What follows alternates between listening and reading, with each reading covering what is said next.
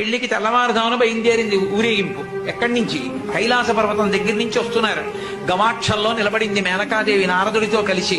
ఒక్కొక్కళ్ళు వస్తున్నారు. అబ్బా వెలిగిపోతున్నాడు, ఆయనేనా మా అల్లుడంది. కాదమ్మా, సూర్యుడు దిక్పాలకుల్లో ఆ వెనకొస్తున్నాడు. ఎవరో బాబాయ్ నల్లగా ఉన్నాడు దున్నపోతు మీద, ఆయన ఎవరా?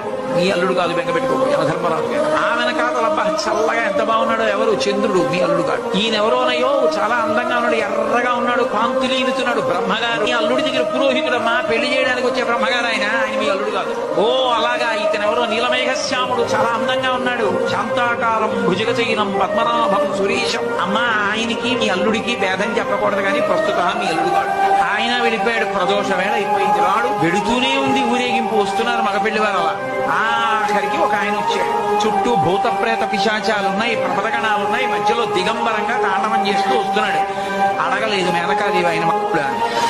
నారదుడే చెప్పాడు, ఆయనే మీ అల్లుడమ్మా అని మెట్లు దిగి వెళ్ళిపోయాడు. ఈవిడ గబగబా మెట్లు దిగి తిన్నగా పార్వతీ దగ్గరికి వెళ్ళింది. నిన్ను చంపి నేను చచ్చిపోతా, వాడా దొరికాడు నీకు కనుక తపస్సోట అడలుడేమిటే. అమ్మగారు వచ్చారు, విష్ణు వచ్చారు. ఎంత నచ్చ చెప్తే మాత్రం ఆవిడ వింటుంది. ఆవిడ వినలేదు. ప్రపంచంలో తన కన్యాదానానికి తను త్రికరణ శుద్ధి లేకుండా చేసి తన పెళ్లి తానే పాటు చేసుకుని తలవంపులు తెచ్చుకుని అవమానాలు పడి పెళ్లి చేసుకుని లోకాలకి తపోభూములు నిలిపినటువంటి ఉదారుడు పరమశివుడు ఒక్కడే.